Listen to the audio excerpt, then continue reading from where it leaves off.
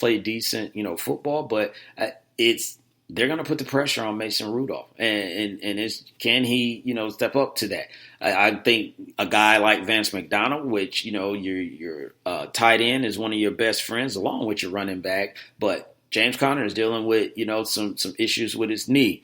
This defense for the Pittsburgh Steelers, they are not the defenses that we have known in the past. So are they going to do them any favors? Yes, you picked up Minkah Fitzpatrick, but was that the only piece that you needed to do what you needed to be done for this team? You got a young guy, Devin Bush. He had a injury. You still got T.J. Watt, but you got guys learning, and then you got a coach and Mike Tomlin that is trying to keep everything in order. Which I think he will, because again, those voices that that were very loud in the locker room, they are not there anymore. So I think he's more like, hey, we're going to attack this, as one. I think it will not be any bickering like it was before, which I really still couldn't understand with the Pittsburgh Steelers that they would do something like that, but.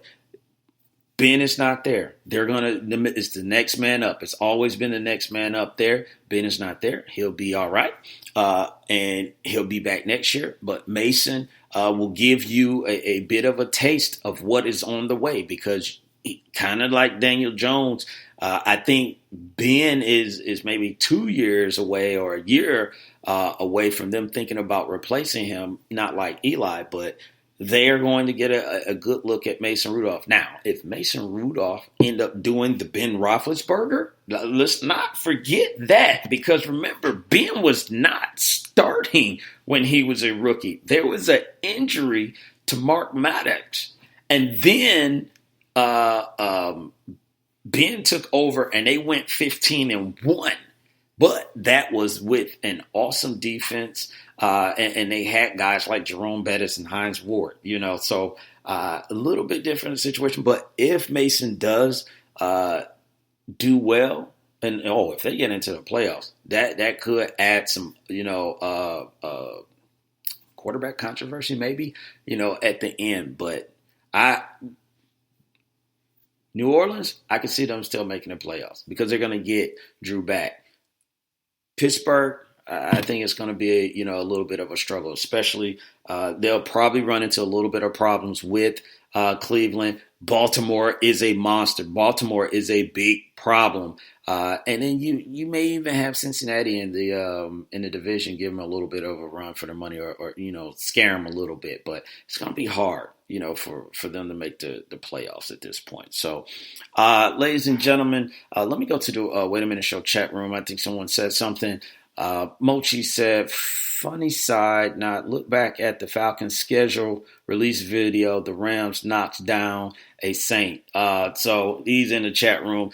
Well, and you know what? I think he was talking about is also that play that, and I'm going to agree, that was a fumble by Jared Goff. And once again, the Saints, lose the opportunity of scoring a touchdown, because it was clear that Cam Jordan got the ball and he took it, and there was no one that was going to slow him down. But they got played once again by the refs. The refs called it dead. They did give him possession of the ball, but obviously they had to drive the field, and that doesn't work in their favor. So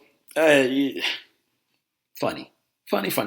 But ladies and gentlemen, that is it. Those are basically what I needed to talk about with you guys. But before we get out of here, I want to tell you it is time for the Big L Award. So I told you before we would do the Big L Award, which is the Big Loser Award. So for those people that don't know what this is about, basically we just hand out an award for someone that does loserous things, and we've all have taken an L at some time. We all have done something where people are just like, that is not good. That is not good.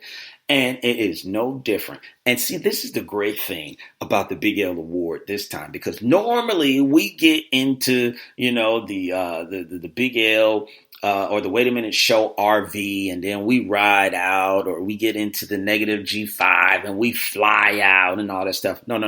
We didn't have to go anywhere this time. All we did, we hopped on the MARTA, that's smarter, and took ourselves down to downtown Atlanta, got off there and got off at the the CNN stop, and got off. And what did me and Lopan see? Lopan. Indeed. Yes, we saw a sea of green. So Sunday night, me and Lopan, we said we're going to go to the game. We're going to see these Eagles take on the Falcons. We get off the MARTA, and then we see this sea of green, and all we hear is EAGLES, Eagles, all over the place. So obviously that just infuriated Lopan. And he was just like, man, we got to get this win. So the Eagles fans was talking cash money before the game. They were just talking about how they this, they that, they going to win, all that stuff. And they all together, they all showing camaraderie. They all dapping each other up and everything. And then the game was played. And we saw miraculous plays. We saw great plays from the Atlanta Falcons. We saw Julio take it to the house. And I still can't understand or know how Carson Wentz was able to wiggle out of some of those grabs of the Falcons players, because he's played his butt off as well. But to no avail. Falcons overcame. They got the win. They did what they needed to do. They needed to get a W. They did not want to go 0-2, and they won the game. So, Jelani, why are you like, okay, well, what's the thing? Where the big L is? Here's the big L. After the game, and I told you a base. And what I was getting at was a fan base.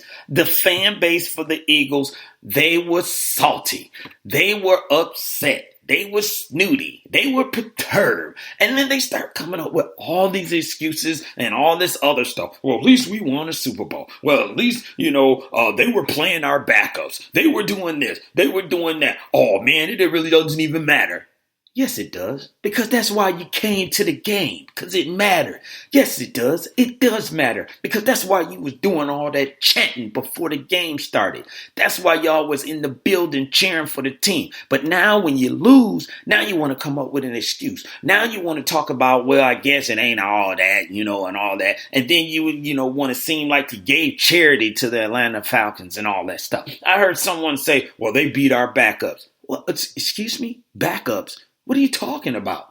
There were no backups in the game. There was no backup. When the game started, there were no backups in the game.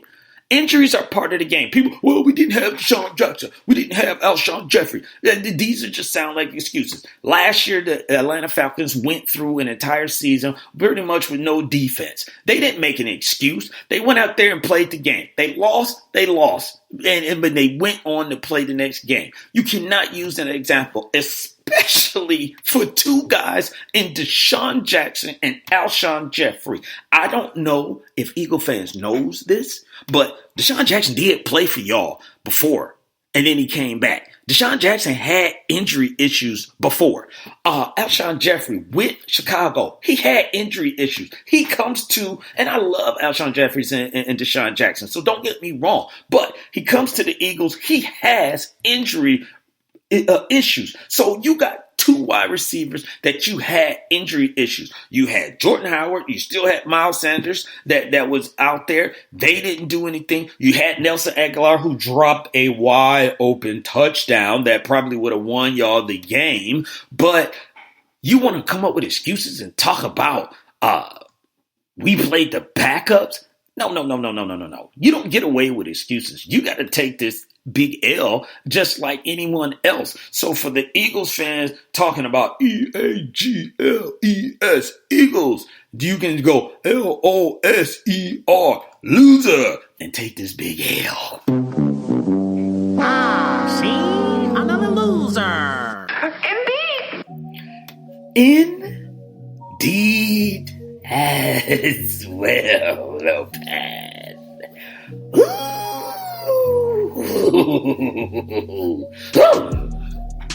So there you have it, ladies and gentlemen. Another show and another Big L. You can't have it both ways. You can't be talking about, well, we won the Super Bowl and all that stuff, because if y'all had won, that would not have been the conversation piece. But I will say, Atlanta fans, they waited until they found out they won before everyone was in there saying, ATL, hope, ATL, hope. So that was interesting in itself. So ladies and gentlemen, I hope you had a good time. I know I did. I know Lopan did as well. He has a big smile on his face. But do not forget, once again, TDSS 5 is going on October 18th, 19th, and 20th. All you got to do is go to xsquadaffiliates.com/TDSS5. And I don't know if you noticed, my voice sounds a little bit different because I was at the game screaming. I was losing my mind, especially on the Julio TD. So I'm getting it back. I also want to say something to Mocha Bella. She was over there trying to talk about me on social media, telling me I need to shave. Well, I got to shave. So you can go and follow us on Facebook and follow us on Twitter so you can actually see your boy with a shave, which she was right. I was looking a little rough. But I cleaned it up. Ladies and gentlemen. But we're going into the weekend, man. Have a good weekend, future weekend that is coming up. And normally I say something, positive. Normally I say, something that will be meaningful. And I am. I'm going to do it again. So this weekend, actually just do this tomorrow. Don't even wait for the weekend. When you wake up tomorrow, thank the Lord. Thank whoever it is you serve. Thank the people that's in your life. Thank yourself. Thank your car for starting up. Whatever it is, just make sure you are thankful. Because you can always have less. So be thankful for what you got. All right? I know that's something people say all the time, but it is true. So for your man, Jelani JB Bodie, host of this thing called The Wait a Minute Show, I'm going to holler at y'all later. Two things as always. Stay positive and push forward. And I'll holler at y'all later. Lopan, let's go. Show Dak that money.